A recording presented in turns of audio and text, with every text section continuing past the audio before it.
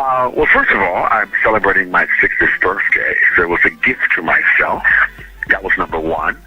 Number two, I came because I wanted to bear witness with my dear sister, Dawn Sullivan, who has a wonderful program called Bridges to Africa Connection, and it allowed me to work with her young kids to reopen and rededicate the library, as well as be a guest speaker for her JHS junior high school program and graduation and releasing ceremony. So that's why I'm here. I saw you having fun with the kids. How was it like? I mean, comparing the kids you saw in Ghana to the kids you usually see in Washington. What was the difference? Well, I mean, I think the big difference is the kids here, they're very alive and welcoming to new experiences. And of course, because I'm from America, you have all the, I would say, I don't want to say fantasy, but all the wonderful things they know of people from America. But the wonderful joy for me is that I'm learning from them as they are learning from me. So it is a give, learn situation. One of the great joys of being with the young students is that we came up with a wonderful motto about never give up, be grateful, walk in love, and what's in your hands. The whole concept of learning about what's in your hands, specifically here in Ghana, is letting young people know that, yes, we know you want to go to America to do some wonderful things, but what's in your hand right here in Ghana where you live, and making sure you embrace all of that still. That is good to hear, and I'm happy that you guys are giving back. That is very, very important. And the emphasis is on what is in your hand. In other words, what have you got to offer? Because if you step into America, America will require certain things from you. What have you got to offer? That's what you're talking about, right? Yes, and that's really wonderful. And that was the message to the young students at the Bridges to Connect Bridges to Connect Africa program, whereby when you come to Africa, what's in your hand to give, not always to take. And that is what message that should be a global message around the world. Now, you are an actor, you are a producer, you are a poet. I mean, you gave me a feel of poetry the other time. I was amazed. We were talking, and I mean, out of what we were saying, you created some amount of poetry over there. I was just watching, and I was like, this man that looks like me with the same face is greatly talented. Now, tell me about how you were able to put yourself into that category of being a great poet and also an actor. How challenging is that? Getting into the movie industry with our kind of color, if you will? First of all, I give all of my credit to most things I have. First of all, to my beloved mother, Mary Alice Reese, who brought me into this world. So you have to always recognize that. I started my career really at a young age, didn't know I was having a career. Poetry got into my world by my 6th grade teacher. Her name is Lillian Falk. And then we moved on to music and other things. I'm growing up in the States. I was able to have music programs and things that were in the school system. So most of my things I got through school. Went on to college and met a young guy at Morehouse by the name of Lamar Alfred, who was a Broadway star, who then became my mentor. And then things kind of sort of jumped off from there. I graduated. I moved to California for a while, did some, small things here, there. And then finally, I ended up getting a TV show that was written by a Nigerian brother by the name of Michael Jackery Jr., the Beauty and the Baller piece. And then I just kept on moving through the process. You have your ups, your downs, and your turnarounds. But poetry, theater was my mainstay for most of my time. And right now, because we're on strike, and you probably know about that as an actor. The actors are on strike in America, as well as the Writers Guild. We're on strike because we're fighting for equality when it comes to fair pay. Actors in Hollywood who we perceive to be very rich are on strike at the moment. People are like, how can Hollywood go on strike? Because most of them are superstars, billionaires. Why are they on strike at the moment? Tell us more about the strike at Hollywood. Well, Well, let's break this down a little bit, Lovin, so that everybody can be very clear. When people see actors, artists, you have all different types of levels of artists. People who've been around for a number of years, some people at the beginning, and you have people that are in the middle. We work kind of sort of from job to job, per se. We're independent contractors, technically. And so everybody is not rich. That's the whole big thing. We have rich spirits. We have a lot of other areas that we are rich in. So I don't want to knock anybody down per se. But the reason why the strike is happening because we have what's called a union. My union is called SAG-AFTRA, which stands for Screen Actors Guild, American Federation and Association of Television. All of us together make that union, and it's over 100,000 plus people that are in the union all over the United States. Of course, Los Angeles is one of the bigger markets. New York is a big market. Chicago, Atlanta, those are the big markets. But you have people that are acting all over the United States. And it also covers, if you heard that clearly what I said a radio artist. So it covers radio artists, it covers people that are on TV, on film, it also covers the voiceover world. So this whole thing is a huge situation. We're talking about equality in pay. But one of the other issues that are on the table is AI, artificial intelligence, where what might happen is that it could stop actors from having what we call residual income, because you can take that image of one person and use it and only pay a very small fee, in some cases one fee, to use someone's image for life. So we're on the fighting grounds. We're believing that, but that's the real deal that's going on right now. The writers are on strike, so that means that no writing can be done, and the actors are on strike. And they were done all by unions. So the negotiations with the producers, we're hoping that we will come to some reality related in outcome, and that's going to take time. So kudos and blessings to all of those who are still marching on. Now, let's talk about Africa and let's talk about Ghana, because I have a feeling and I have a firm belief that the next superpower is going to be the African continent, and so we need to reshape our continent. Let's look at Africa, and we have great stories here to tell in Africa regarding what we have across this continent, and we want to couch them into great movies. How can one come out with a great production from Africa with some of our beautiful stories that we have to tell here in Ghana and other African countries, so that it can be appealing to the Hollywood markets? Because we have great stories. I'm sure you've seen a lot since you came. So I'm going to unpack that question a little bit, because that's a lot of questions. How to appeal to Hollywood. Right now, while Hollywood's on strike, there's a lot of appealing that can be done. What I would like to start with is this.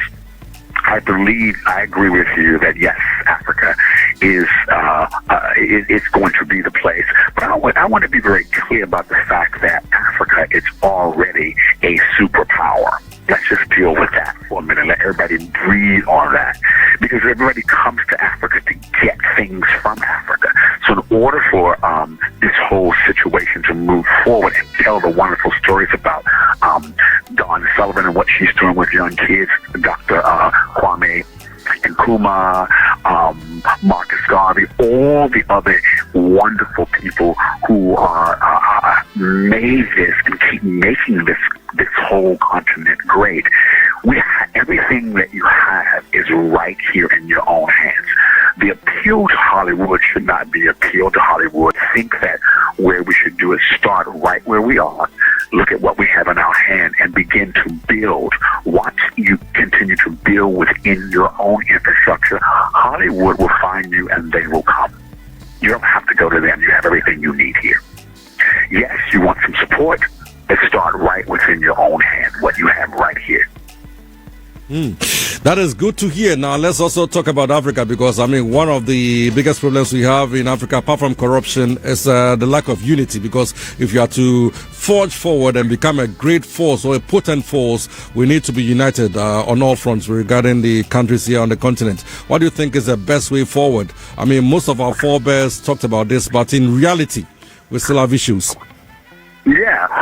Well, not only does African has issues, but other places have issues as well.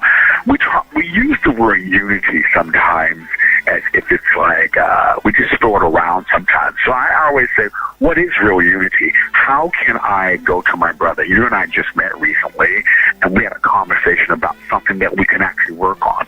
So we're just gonna start with that. Take ideas and concepts on this small level and begin to build. Unity, it takes a lot of work when you're dealing with global situations and global things that have been going on for years, centuries.